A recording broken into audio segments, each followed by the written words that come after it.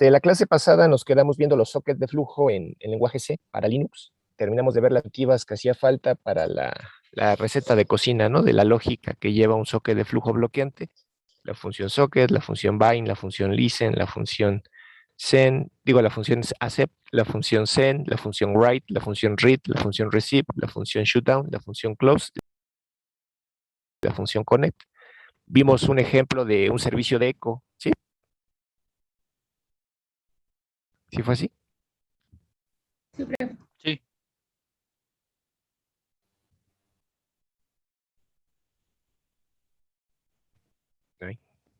¿Sí me oyen?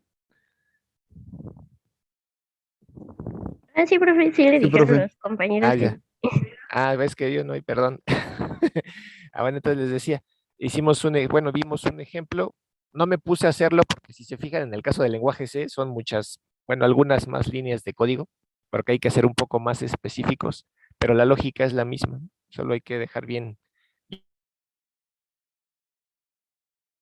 acotado todo ahí, ¿no? Porque es tan flexible que puedo utilizar diferentes, bueno, el socket para diferentes propósitos, ¿no? Entonces, por eso es que hay que acotar tantas cosas.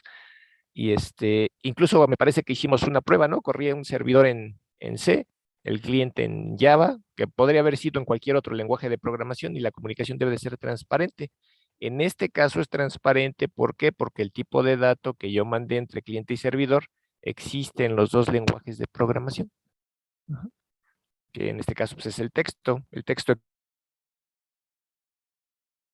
existe prácticamente en todos los lenguajes de programación, si no es que en todos, ¿no? Pero pudiera haber tipos de datos que sean propios de un lenguaje y que no existan en otro. Y ahí sí habría problema para poder interpretar lo que se está mandando, ¿no? Entonces, siempre que lleguen a programar, a lo mejor dadas las características del programa que tengan que hacer y dónde se va a correr, a lo mejor el cliente, bueno, si es que llegan a trabajar en una consultoría, pero se requiere que la parte del servidor esté en un lenguaje, por ejemplo, el lenguaje C por cuestiones de desempeño, y la parte del cliente esté en otro lenguaje por cuestiones de la interfaz de usuario, pues sí traten de enviar datos que existan en los dos lenguajes, tanto en el que se está corriendo el cliente como en el que se está corriendo el servidor, para que no vaya a haber problemas de interoperabilidad. Ajá. Bueno, entonces, vamos a ver otro ejemplo. Vimos el ejemplo para el envío de la estructura de datos. Creo que no, ¿eh? No, profe, dijo que íbamos a ver eso hoy.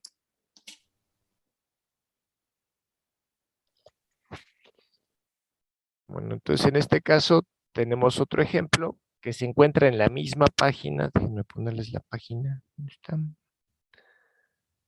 Está aquí. Ahorita los que les voy a mostrar son estos dos que están aquí, que se llama envía estructura al servidor y envía estructura al cliente, ¿no? Están ahí en la misma página, en la 148, 204, 58, 221, diagonal Excel, diagonal aplicaciones, diagonal sockets, diagonal C, diagonal IPv4-IPv6, diagonal flujo, ahí lo encuentran, ¿vale? Entonces, otra vez empieza, es la misma receta de cocina, la misma lógica para todos los sockets de flujo, e incluso para los de datagrama es casi la misma receta de cocina. Entonces empezamos incluyendo las bibliotecas que se van a utilizar, que ya explicamos la clase pasada para qué es cada una de esas bibliotecas. En este caso, eh, en este caso hay una biblioteca que puse de más, porque este programa lo hice copy-paste de otro que les voy a dar a continuación, que fue para el envío de archivos. Y en este caso, para trabajar con archivos, se utiliza la biblioteca sysestat.h. ¿Por qué? Porque la biblioteca sysestat.h me va a brindar de rutinas para poder trabajar con el sistema de archivos, como por ejemplo para poder determinar la ruta, el valor, ¿cómo se llama? La ruta absoluta de un archivo, donde se encuentra, el nombre canónico o el nombre de un archivo, y cositas así, ¿no? El tamaño de un archivo y cositas así. Entonces, por eso es que había importado también esta biblioteca y se me olvidó quitarla para este ejemplo, ¿no? Pero para en el que sigue, que les voy a dar después de este ejemplo, sí van, pero es solo por eso. Bueno, entonces, en este caso, el servidor va a estar corriendo en el puerto 8000 del protocolo TCP y se va a recibir una estructura de datos, ¿no? Que es la misma estructura de datos que les había puesto en las diapositivas. Simplemente se me hizo rápido agarrar y copiar y pegar, ¿no? Para rápido, para no tener que andar ahí inventando una estructura de datos. Entonces, la receta de cocina es la misma. Empezamos declarando el descriptor del servidor que se va a crear, algunas variables que están inicializadas, ya sea para encender o para apagar opciones de socket. En este caso, la variable RB para saber si hay o no hay una lista ligada que recorrer después de validar el puerto al que se va a asociar el servidor y de buscar si hay estructuras de datos válidas para utilizar para mi socket. Y la otra variable simplemente para saber cuántos bytes, n, para saber cuántos bytes se mandaron. O en este caso, que es el servidor, cuántos bytes se recibieron. Una variable de tipo socket_length para poder medir el tamaño de la estructura de direcciones que se va a utilizar para aceptar, cuando se acepta la conexión entrante, saber qué estructura se usó. Las dos cadenas que ya habíamos visto también, donde se va a colocar la dirección IP en hostBuf y el número de puerto en servicebuf para cuando se conecta un cliente con nosotros. En este caso, si yo voy a recibir la estructura de datos, no tiene caso y como insisto que les hice un copy-paste, por eso quedaron cosas que se me olvidó borrar. No tiene caso este apuntador archivo, este descriptor de archivo no tiene sentido porque no estoy mandando nada, solo voy a recibir una estructura de datos, ¿no? Entonces, creo mi estructura de tipo address_info, que es donde voy a especificar los parámetros del socket que intento crear, el dominio, el tipo de socket, si es que se van a prender banderas, como es el caso aquí. El dominio del socket, el tipo de socket, las banderas, como voy a asociar el servidor al puerto en específico, al puerto 8000, pues tengo que avisarlo, ¿no? Mediante la bandera address_info passive, el protocolo de transporte y ya, ¿no? Entonces, también declaro una variable de tipo socket address storage, que es donde voy a almacenar temporalmente la dirección y puerto del cliente a la hora de que se haga el accept, que se acepte la conexión. Después valido. Pues esto ya nada más es recordar y mecanizar la receta de cocina que ya vimos la clase pasada, ¿no? Invoco a la función getAddressInfo para validar el puerto al que voy a intentar asociar mi servidor, que es el puerto 8000. Le paso como siguiente parámetro los campos con la información del tipo de socket que quiero crear y especifico a dónde se va a almacenar la dirección del inicio de la lista ligada que voy a recorrer, si es que se devuelve algo, ¿no? Entonces valido. Si getAddressInfo es igual a 0, bueno, si me devuelve un 0, significa que si el segundo apuntador al inicio de la lista ligada y en cada iteración me voy a mover un nodo, donde cada nodo representa una estructura de direcciones que voy a poder utilizar para intentar crear mi socket, asociarlo a un puerto y empezar a escuchar conexiones entrantes. Entonces, sí puedo crear mi socket con el primer nodo de la lista ligada con esa estructura de direcciones. Entonces ya creado el socket, voy a intentar modificar, en este caso, dos opciones de socket, ¿no? Que ya las habíamos visto la clase pasada.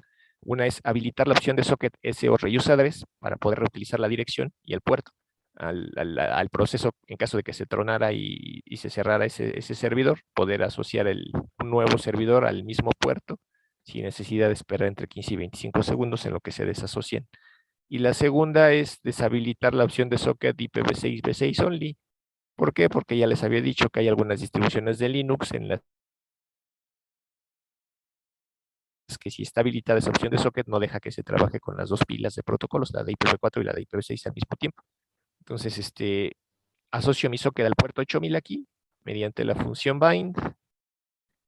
Si ya pude crear mi socket, ya le pude modificar las opciones de socket y ya lo pude asociar al puerto local 8000, entonces ya no necesito seguir recorriendo la lista ligada, entonces hago un break para salirme de ese ciclo for, libero la memoria asociada a la lista ligada con la función freeAddressInfo y ya nada más aquí por la lógica del programa, pues válido, ¿no? Si hubiera recorrido la lista ligada y hubiera llegado al final sin encontrar ninguna estructura de direcciones válida, pues termino la aplicación. Pero como sí se pudo, bueno, asumiendo que sí se pudo, abro el socket para que empiece a escuchar conexiones entrantes y lo único que me queda, pues ahora sí es pues recibir, en este caso recibir la estructura de datos que voy a intentar recibir. Entonces, acepto la conexión,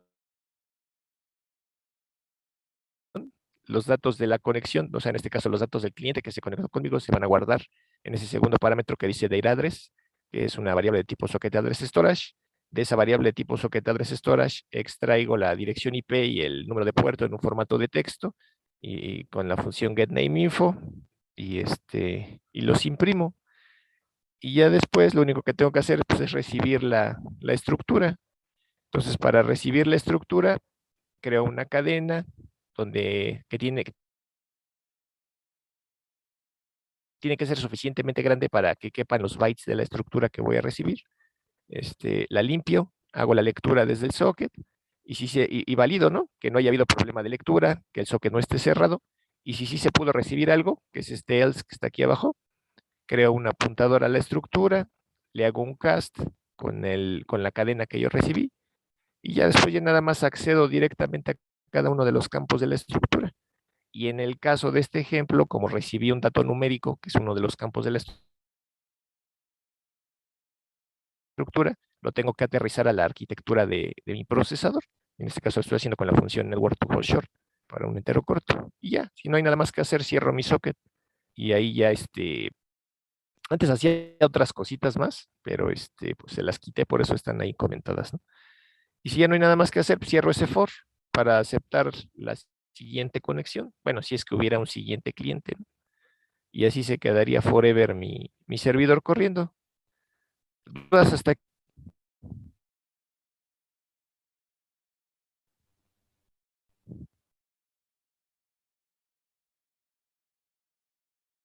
No, ¿No hay profe, dudas? todo está bien. ¿Sí? Entonces vamos a ver el cliente.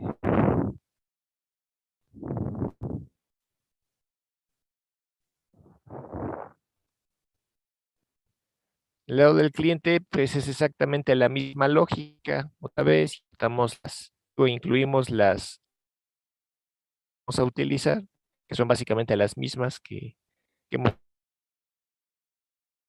estado utilizando en la clase pasada. Tenemos que tener igual la definición de la estructura, igual que del lado del emisor. Digo, igual que del lado del receptor, del lado del emisor tenemos que tener la estructura para que se sepa qué es lo que va a mandar y cómo serializarse. Entonces, igual quedamos que es una estructura que tiene nada más 3 campos. Simplemente agarré la copia de las diapositivas para rápido. Entonces aquí tenemos declarada mi descriptor del cliente. Igual en este caso voy a pagar una opción de socket, por eso tengo ahí la variable OP igual a 0 para pagarla. Tengo una variable N para saber cuántos bytes se mandaron por el socket y la DRB, que es la que me devuelve el valor de salida de la función getAddressInfo. Aquí especifico el puerto. Si ustedes especifican direcciones puerto para usar con la función getAddressInfo, los tienen que poner en formato de cadena. Entonces, por eso aquí el puerto lo estamos especificando como una cadena. Y la dirección IP también la estamos especificando como una cadena. Ajá. En este caso, la dirección que usé aquí pues, es una dirección IPv6, pero pues también trabaja con direcciones IPv4, ¿no? Es una de las ventajas de la estructura AddressInfo, que es independiente de la pila de protocolos que esté utilizando. Entonces, y les digo que como hice un copy-paste del otro archivo, digo del otro programa, por eso se me olvidó borrar esta línea, ¿no? Pero bueno, igual esta de status es lo mismo, también era del otro programa, ¿no? Pero y la voy a depurar ya para que quede bien. Entonces, declaramos igual la estructura AddressInfo más mis 2 apuntadores, limpiamos la estructura, rellenamos los campos que vamos a utilizar, el dominio, el tipo de socket, el protocolo de transporte para el lado del cliente. Invocamos a la función getAddressInfo. Como en este caso ese cliente se va a conectar a un servidor, tengo que validar y precargar tanto la dirección IP del servidor como el puerto hacia donde se va a hacer la conexión. Entonces, por eso valido los dos en la función getAddressInfo. Eso me va a devolver una lista ligada, recorro la lista ligada. Insisto, es la misma receta de cocina que yo supongo que ya para ahorita ya se la han de estar mecanizando de tanto que lo hemos estado viendo ahorita, toda la clase pasada y ahorita. Entonces, ya está creado mi socket. Sí puedo crear el socket dentro del mismo for, porque ahorita estoy probando con la primera estructura de direcciones de la lista ligada apenas. Entonces, sí, ya pasé el primer filtro, ¿no? El primer paso que es crear el socket. El siguiente paso, pues, sería modificar las opciones de socket y user address. ¿Por qué? Porque estoy corriendo un cliente. No es necesario que el mismo estoy haciendo un bailado del cliente, entonces cada sistema operativo me va a asociar un puerto que encuentre libre en la tabla de descriptores en este momento.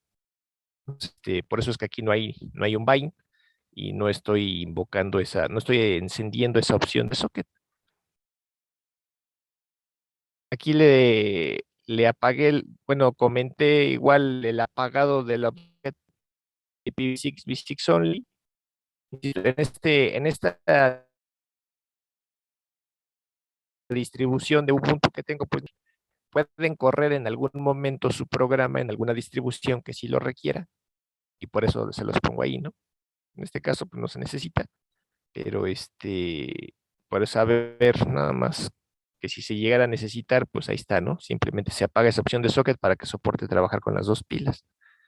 Entonces, ya que está creado el socket, lo siguiente es conectarnos al servidor. Entonces invoco la función connect, la dirección y puerto de donde precargo en la llamada a la función getAddressInfo, ya quedó precargada, eso vimos la clase pasada. Eso carga las estructuras de dirección.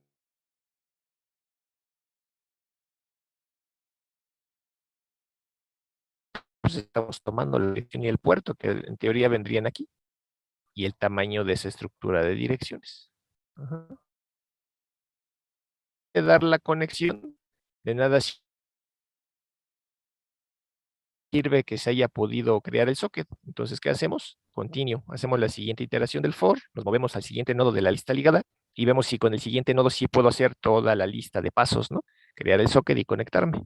Si no se puede hacer la conexión, aunque se haya podido crear el socket, nos movemos al siguiente nodo de la lista ligada. Si sí se puede hacer, entonces ya tenemos lo que queríamos, que era crear el socket y conectarme. Entonces ya no habría nada más que hacer y hago el break para salirme de este for, para no seguir revisando la lista ligada. Libero la memoria asociada a la lista ligada.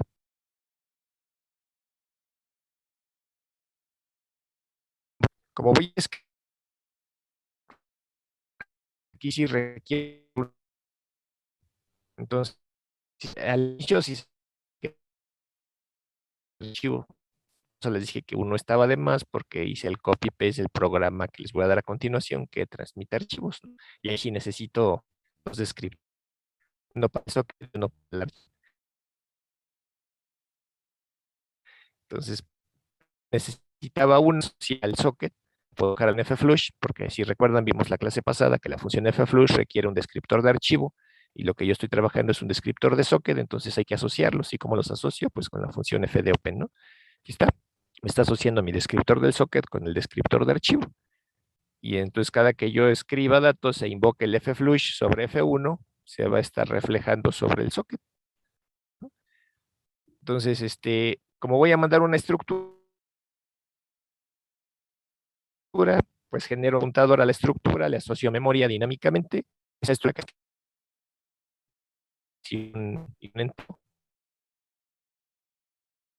entonces, declaro una cadena que voy a rellenar esos dos campos de tipo texto de mi estructura. Aquí le estoy dando 30 caracteres iniciales a esa cadena, pero no importa si el usuario pone un nombre muy largo, ¿no? Si se pasara de los 30 caracteres, no importa. ¿Por qué no importa? Porque los datos los voy a leer con la función getLine. Y como ya vimos la clase de inicio, si los datos que caben en esa cadena inicial, más de 30 en este caso, se hace real, se invoca la función realloc internamente dentro del cuerpo de la instrucción getLine y ajusta el nuevo tamaño de la cadena, ¿no? Entonces voy a leer datos desde la entrada de datos estándar de stdin, se van a albergar aquí en esta cadena y me va a recalcular cuál es el tamaño de la nueva cadena. y me lo va a devolver ahí en la variable tam. Entonces, paso esa cadena, la copio dentro del campo nombre de la estructura, luego otra vez le pido al usuario que ponga la siguiente cadena, que en este caso es el apellido, limpio la cadena temporal donde cargué el nombre para que ahora reciba el apellido, vuelvo a leer datos de la entrada de datos estándar, copio esa cadena en el campo apellido de la estructura, y ahora le pido al usuario que escriba la edad, que es un dato numérico, entonces lo leo como un dato numérico, ¿no? Y como estoy leyendo de stdin del teclado, tengo que hacer mi flush del teclado. Siempre que lean con scanf tienen que hacer el flush de stdin. Como es un dato numérico, lo tengo que pasar antes de mandarlo por la red, lo tengo que pasar al formato de red. Entonces, ahí está el host to network, ¿no? Para el tipo de dato que estoy cargando en esa estructura. Y entonces ahora sí, ya que mi estructura con los escribo el dato, aquí está.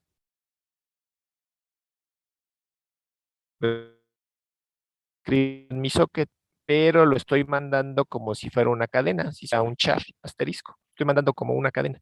Ajá. Y del tamaño de esa cadena, de esa estructura. Y hago mi flush y ya con eso me cercioro que se haya mandado. Si ya no hay nada más que hacer, pues cierras tu descriptor de archivo que tenías asociado al flush, liberas la memoria que pediste prestada ¿cómo se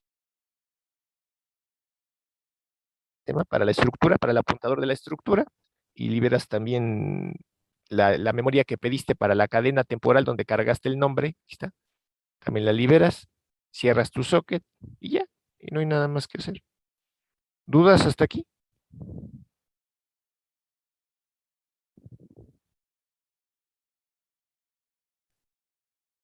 ¿No? No. Pues vamos a probarlo. Entonces, ya sabemos cómo se compila, GCC,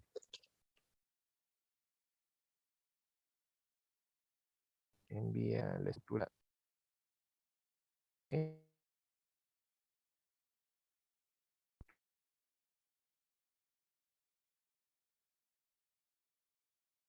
Luego hacemos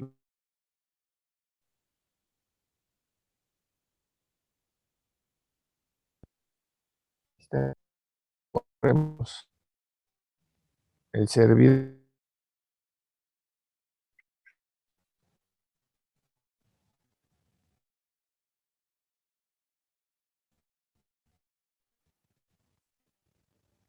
Está corriendo, que está esperando un cliente y corremos el cliente.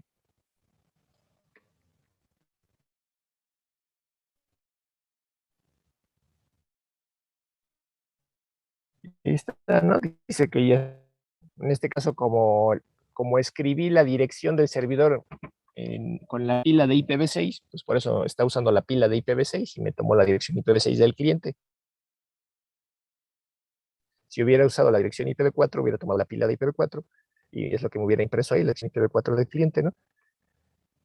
Y ponemos ya cualquier cosa, y cualquier cosa, y se mandan los datos y llegan al otro lado. ¿Dudas hasta aquí?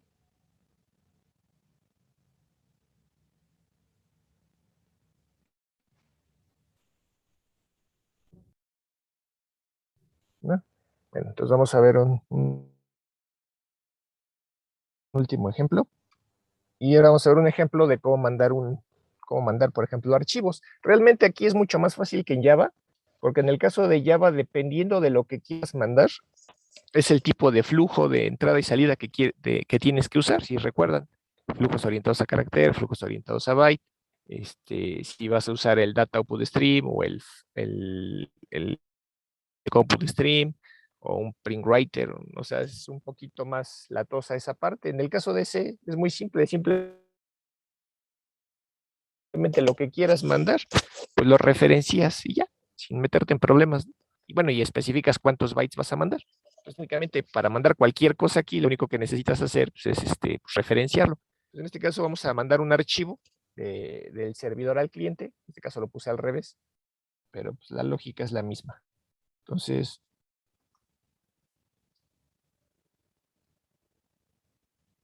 No déjenme recordar cómo se llama.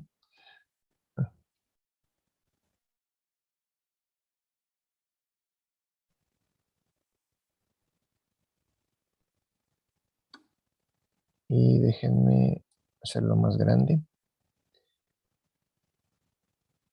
Más que si lo hago más grande se pierde un carácter. Entonces déjenme lo ajusto así.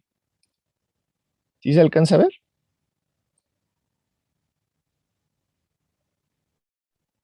Sí, profe. ¿Sí? Entonces, en este caso tenemos el lado del servidor. El servidor va a transmitir un archivo al cliente. Lo puse al revés que en el caso de Java. Las bibliotecas que vamos a usar son prácticamente las mismas, excepto dos que están aquí. Esta, esta que ya les había dicho que me va a permitir obtener las propiedades, en este caso las propiedades que me interesan, pues igual que en Java, ¿no? Me interesa saber el nombre del tamaño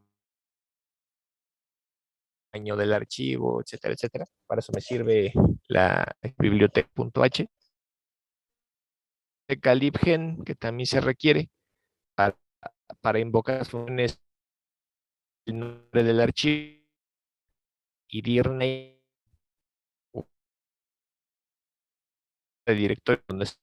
Pues por eso son las únicas dos extra que voy a usar, aparte de las que ya conocemos. En este caso, el servidor va a estar corriendo en el puerto 8001 de TCP. Esta es la función que ya les había dicho, que simplemente valida qué pila estás usando, si la de IPv4 o la de IPv6, pero ni siquiera la estoy usando. Al programa de servidor, algo ya está para o apagar opciones de socket, saber cuántos bytes están mandando, es la RB para saber, bueno, y así le quise poner, pero pueden ustedes poner el nombre que quieran, ¿no? Para saber encontrar una es válida en la es que aquí sí requerimos los dos escritos de archivo. Uno va a estar haciendo de donde se archivo mandar al cliente y el otro va a estar asociado al socket para poder hacer el F-Flush. Por eso son esos descriptores de archivo. Entonces, lo demás es idéntico a lo que ya hemos checado. La estructura address info, que es la que voy a rellenar con los campos de las necesidades del socket que era, tipo de socket, banderas, protocolo de transporte, etcétera, que es lo que tenemos aquí. Previamente limpiamos para quitar. Entonces, tocamos address info, validamos el puerto nada más, que es un servidor, no es un cliente, pero solo quiero que quede precargado el puerto al que se va a asociar el socket del servidor. Recorro la lista ligada, o sea, si se fijan, todo esto nada más es que lo mecanicen, porque es igual en todos los programas, ¿no? Como es un servidor y va a ir asociado a un puerto en particular, pues aquí sí es forzoso que encienda la opción de socket reuse address. Esta, insisto, en esta distribución de Ubuntu, pues no es forzoso que la pongan, que apaguen la de IPv6, V6 only. Si quieren la pueden apagar, si quieren la dejan tal como está, no hay problema. Pero en distribuciones más viejas o más incompletas de Linux, pues a lo mejor sí necesitarían apagarla.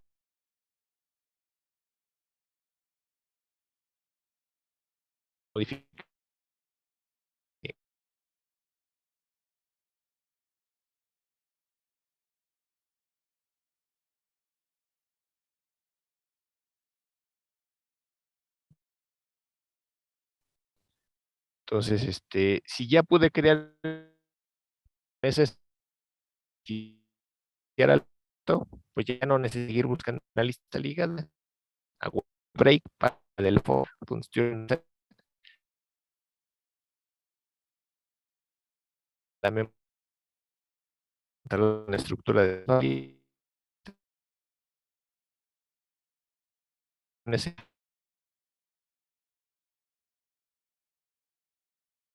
qué momento voy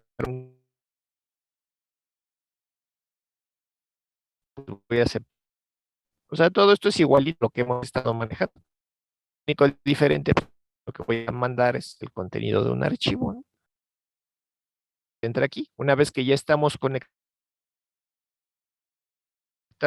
bueno, que ya se conectó el cliente con nosotros, obtengo la información de quién se conectó con nosotros, función getNameInfo, y la imprimo, asocio mi descriptor del socket con el descriptor de archivo para poder usar mi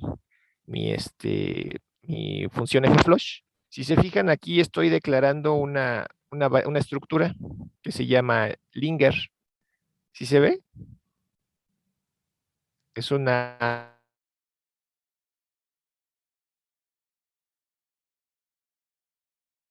tipo struct linger. Lo que voy a hacer con esa variable, ¿qué opción de socket? Aquí está abajo. Linger. ¿Sí se acuerdan para qué habíamos dicho que era esa opción de socket?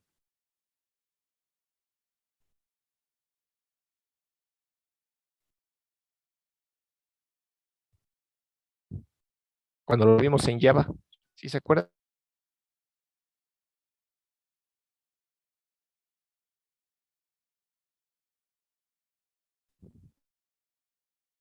Para que sean asíncronos.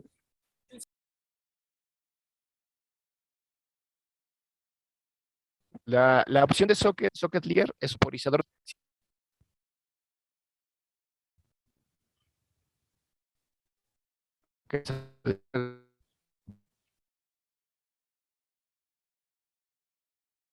Profe, es que no sé si soy yo, pero se escucha súper cortada su voz. A lo mejor es porque hay otras dos videoconferencias aquí donde estoy.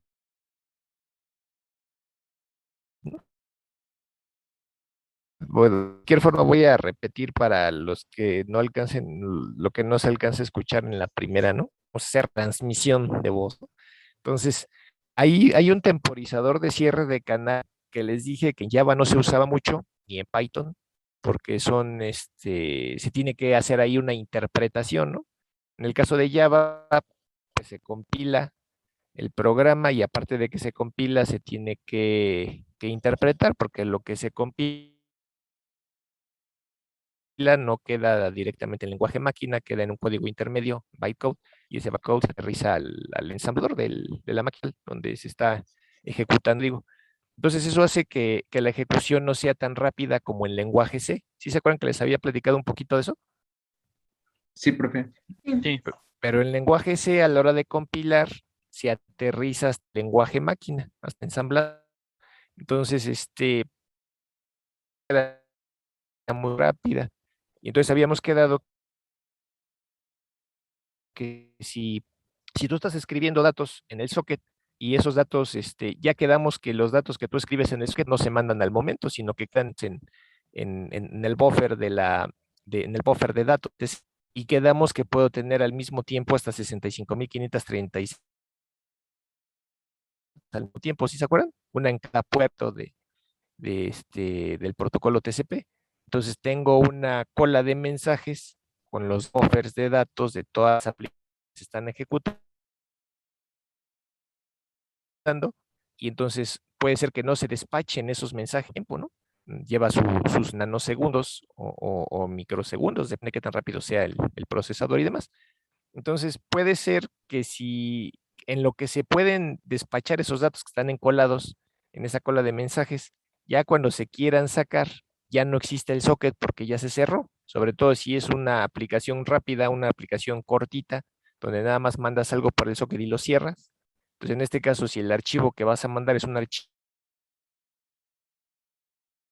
pequeño, entonces a lo mejor cabe en un solo paquete, en un solo segmento, escribes el archivo en el segmento y cierras el socket, ¿no? Entonces se ejecuta tan rápido ese conjunto de instrucciones que si tú no generas un temporizador de cierre de canal, pues el canal se va a cerrar en cuanto se invoque la instrucción close. Y si para ese entonces tus datos que mandaste por el socket siguen encolados en esa cola de mensajes, pues ya cuando se quieran mandar ya no se van a poder mandar porque ya no existe el socket por el que se tenían que mandar, ya se cerró. ¿Sí se entiende? Entonces, Sí. cuando estén programando en C que es un lenguaje rápido, bueno, que se ejecuta rápido, por las características de cómo se compila hasta el lenguaje máquina,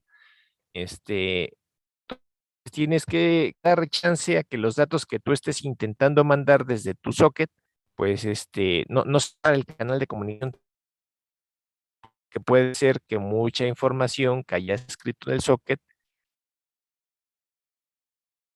todavía no se haya podido mandar, dado que puede haber hasta 65.536 aplicaciones red por TCP y generando datos en esta cola de mensajes, ¿no? Entonces, para eso sirve la opción de socket linger.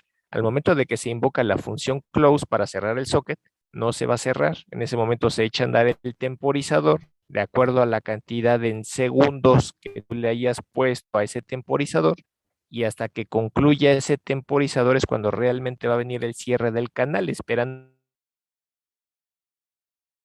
que para ese entonces ya se haya podido despachar el mensaje que contiene los datos de dicción, porque de otra forma esos datos van a salir, se van a mandar. ¿Sí se entiende? A menos que uses el Flush, ¿no? O sea, realmente, que es lo que te podría ayudar a que manden luego los datos y no queden ahí en cuenta. Entonces, esa es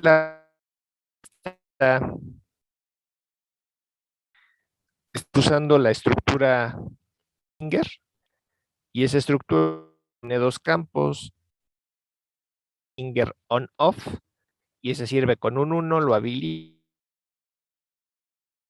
con un 0 lo deshabilitas el temporizador, y el campo linger es el temporizador en segundos.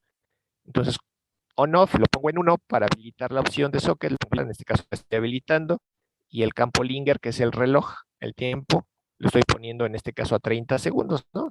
Ahí exageré, le puse mucho tiempo, realmente le hubiera puesto a lo mejor con 2, 3 segundos. Solo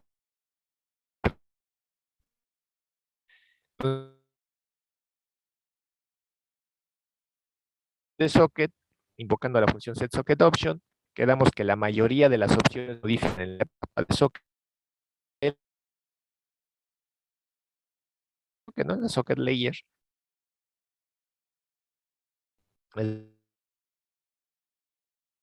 Y lo que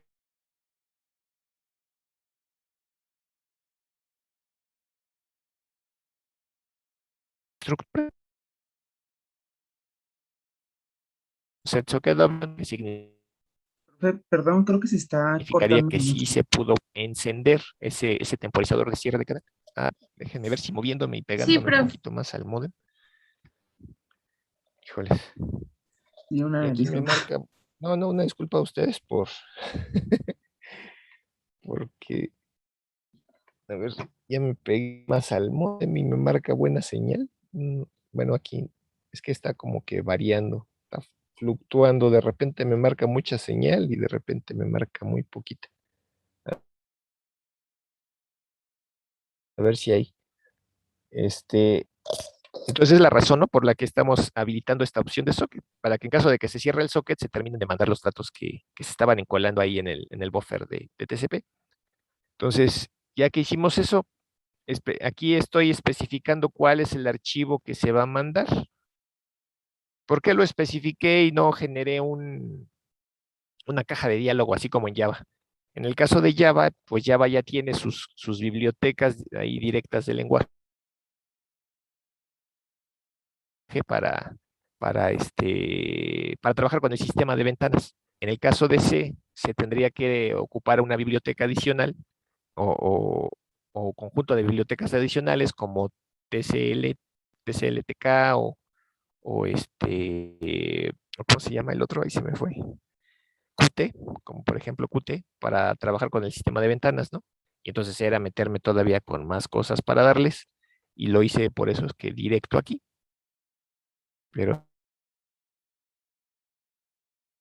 si gustan más adelante, adicional, pues se podría, bueno, ya hasta que terminemos los contenidos que vamos a ver, que tenemos que ver en el curso, podríamos empezar a ver un poquito de eso, si da tiempo. Entonces, en este caso, nada más estoy especificando cuál es el archivo que voy a mandar, pero pues la lógica es exactamente la misma, ¿no? En este caso, estoy diciendo que voy a mandar un archivo que se encuentra en esa ruta, que déjenme ponérselos, está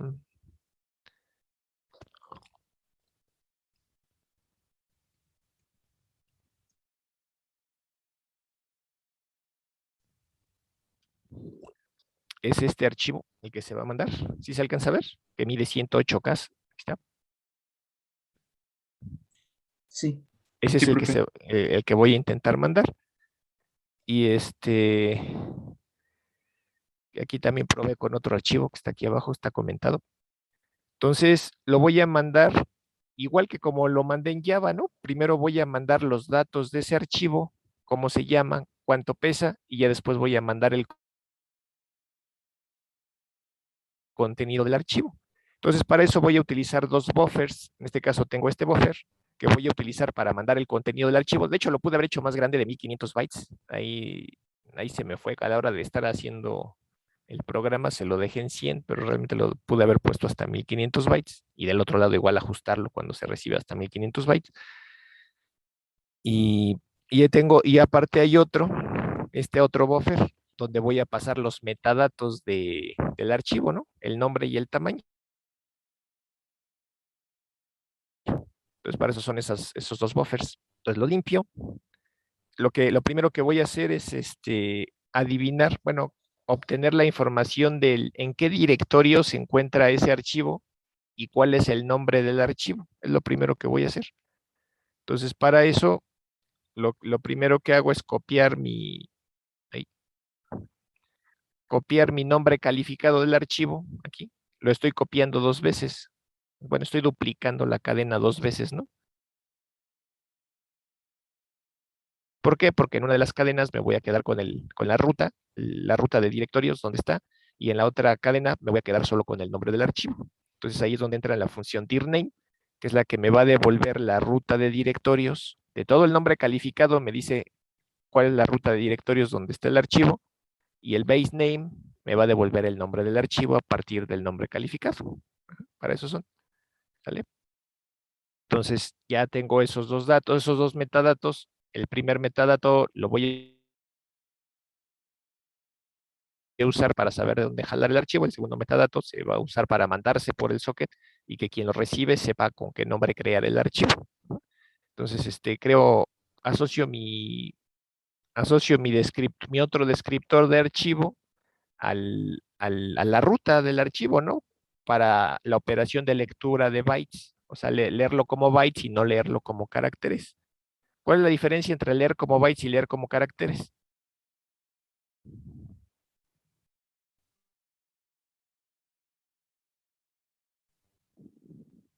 ¿Sí recuerdan?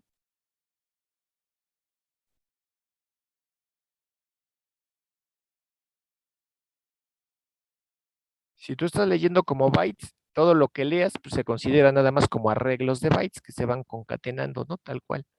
Pero si tú lees como caracteres, pues al final puedes ir especificando saltos de línea o retornos de carro. Entonces, si tú transmites un archivo como de cualquier tipo que no sea texto y lo transmites como si fuera texto, como caracteres, se le van a ir insertando esos saltos de línea y retornos de carro. Y si es una imagen o es un ejecutable, pues a lo mejor se desformatea el archivo y después ya no se puede abrir, ¿no? Porque ya quedó ilegible por los caracteres que se le agregaron de salto de línea y de retorno de carro.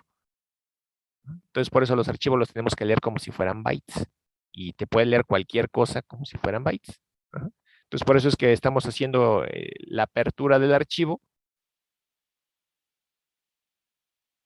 con el parámetro R+ para lectura de bytes. Ajá.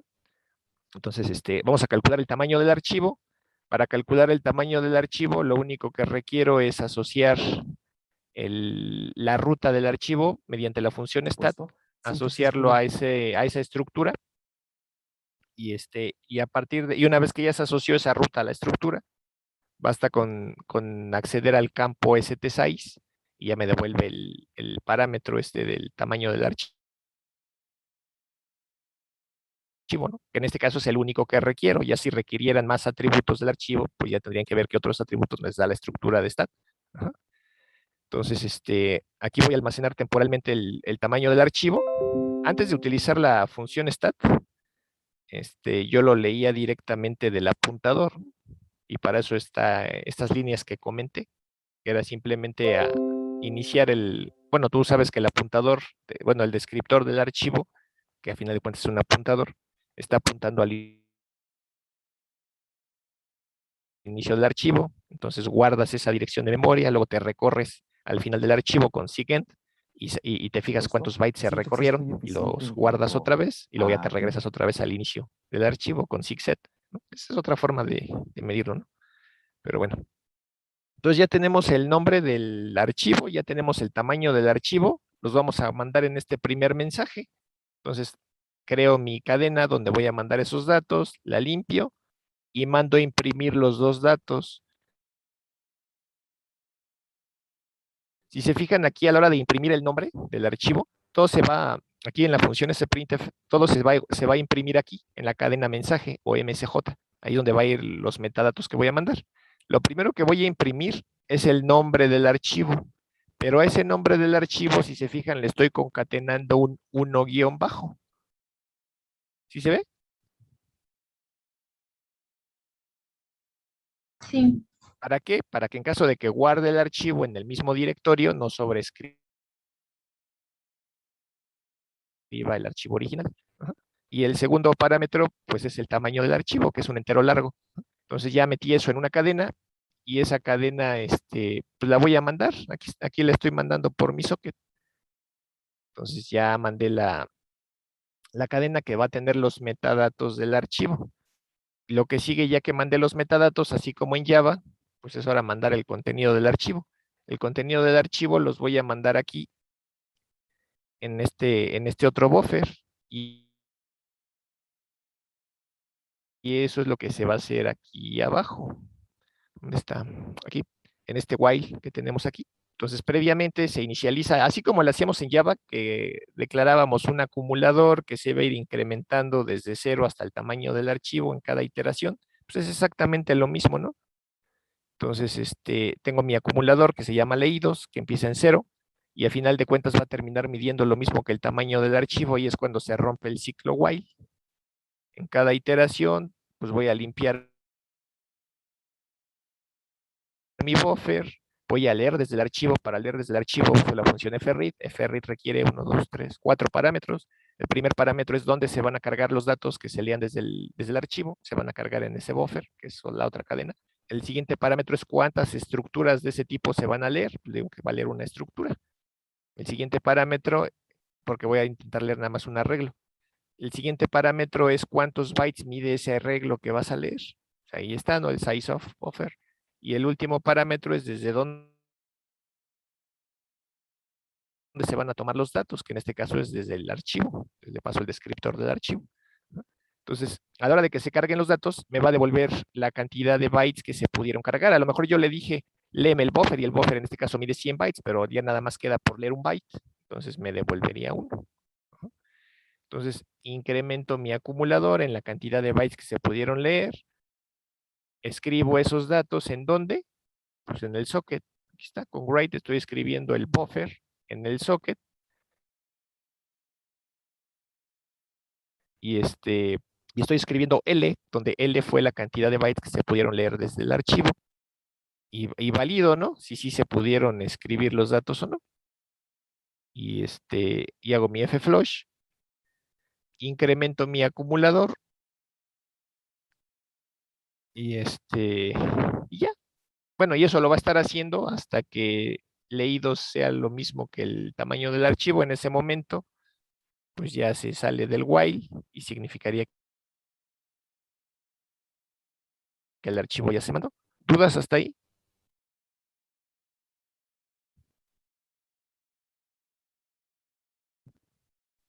Por ahora no, profe. El lado del cliente, pues es muy parecido. Entonces ya nada más les voy a dar los detalles más importantes, ¿no? Porque todo lo demás es la misma receta de cocina. O sea, empezamos importando las bibliotecas incluyendo las bibliotecas que vamos a utilizar. En este caso, el cliente se va a conectar al servidor que está en esta dirección. Insisto, se puede manejar en IPv4 o en IPv6, al puerto 8001.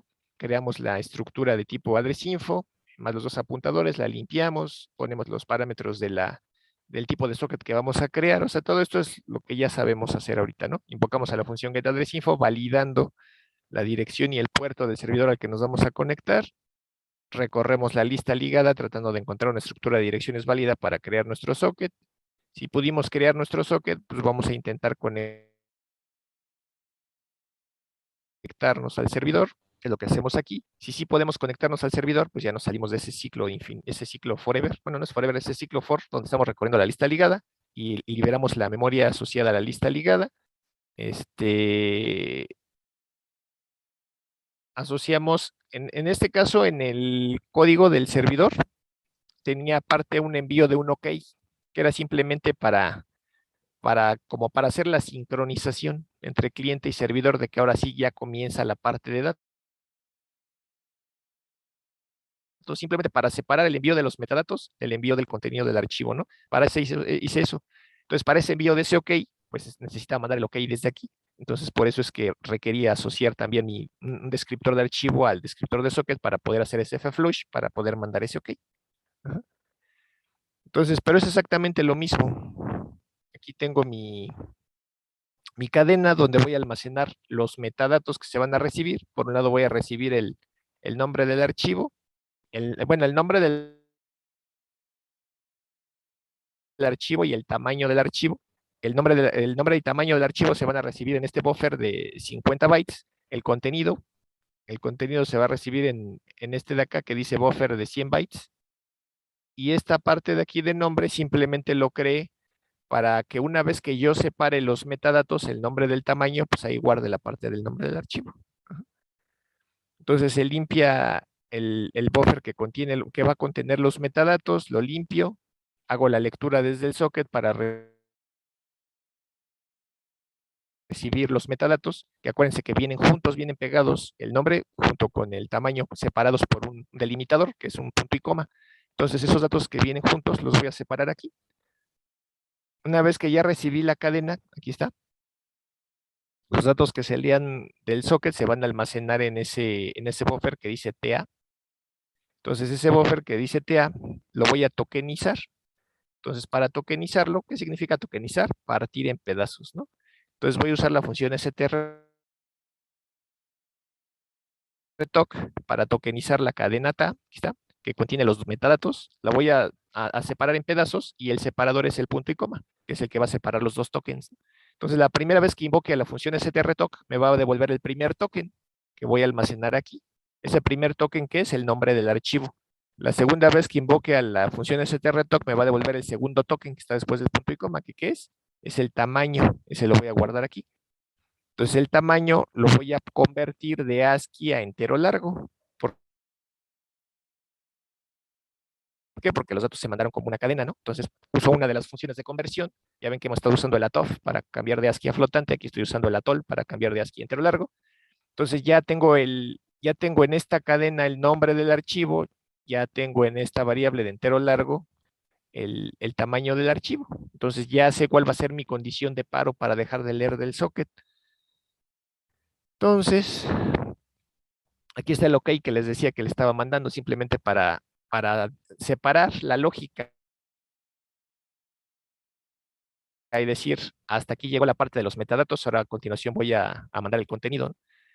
Entonces, asocio mi descriptor de archivo al nombre del archivo, aquí está, se está asociando al nombre del archivo para que se cree ese archivo. ¿Dónde se va a crear? En este caso se va a crear en el mismo directorio donde donde corra mi programa, pero pues yo bien le pude ahí haber concatenado una ruta en específico. Ajá. Y ese apuntador, ese descriptor de archivo, se va a crear con el modo de escritura de bytes, por eso está el W+, para que se escriban como bytes y no como caracteres, ¿no? Y otra vez, ¿no? Voy a hacer igual que en Java, con mi condición de paro, cuando mi acumulador mida lo mismo que el tamaño de archivo, en ese momento ya dejo de escribir datos, bueno, dejo de leer datos de socket y dejo de escribir datos en el sistema de archivos. Entonces limpio mi buffer de datos, donde voy a estar leyendo el pedazo del archivo, leo desde el socket ese pedazo de archivo que lo voy a almacenar en este buffer, máximo del tamaño del buffer, valido que no haya habido problemas de lectura. De hecho, aquí me faltó hacer una validación, me faltó validar que no esté cerrado el socket. Entonces aquí le hubiera puesto un LL menor a 0 or LL igual a 0, ¿no? Nada más bastaría cambiar eso. Entonces, si sí se pudieron cargar datos, esa es la cantidad de datos que se pudieron cargar desde el socket. En esa cantidad de bytes incremento mi acumulador, escribo los bytes en el archivo con la función fwrite. Fwrite, al igual que fread, recibe 4 parámetros. El primer parámetro es de dónde se van a tomar los datos que se van a escribir en el archivo, cuántas estructuras de este tipo voy a escribir, en este caso una, cuántos bytes voy a intentar escribir, que en este caso la cantidad de bytes es esta doble L, no es 11, es doble L, es la variable, que es la que dice cuántos bytes se pudieron leer, y en dónde se va a escribir, que es el descriptor del archivo, y hago mi flush sobre ese descriptor del archivo. En este caso tengo una regla de 3 para calcular el porcentaje del archivo que ya se recibió, y se está imprimiendo aquí en cada iteración. Y ya en algún momento el acumulador va a medir lo mismo que el tamaño del archivo. Entonces ya me salgo del while y digo que ya se recibió el archivo y ya cierro los descriptores que haya dejado abiertos, incluido el del socket. Y ya. Entonces, ya para terminar, antes de irnos, ya nada más corro el programa para que lo vean. Entonces, ¿cómo se llama? SC, envía, archivo, servidor 2, -o, envía, archivo, S2. Y lo mismo para el cliente. Ahí está. Entonces corro el del... Ah, bueno, antes de correrlo, déjenme enseñarles lo que hay. ls-lah. Insisto, este es el archivo que voy a copiar, el que voy a mandar. Este caso, este de aquí, que mide 108K.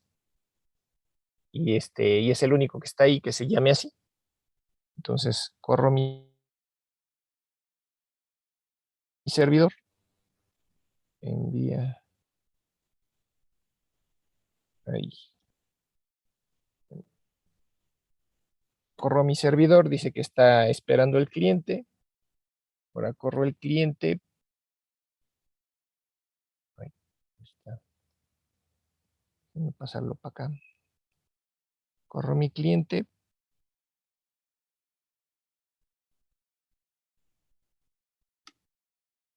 Y me dice que ya se conectó al servidor. Ahí especifican, aquí están los dos tokens, cuando ya se separaron, el que tiene el nombre del archivo, el que tiene el tamaño del archivo, dice que ya se recibió el archivo y dice que ya se llegó al 100% de porcentaje y que ya se transmitió, igual aquí dice que ya se mandó, y ahora vamos a hacer otra vez el ls, y ya aparece aquí el archivo que se recibió, y con el mismo tamaño de 108K, igual que el archivo original. ¿Sí se ve? Aquí está el original y aquí está el que se recibió. ¿Dudas hasta ahí?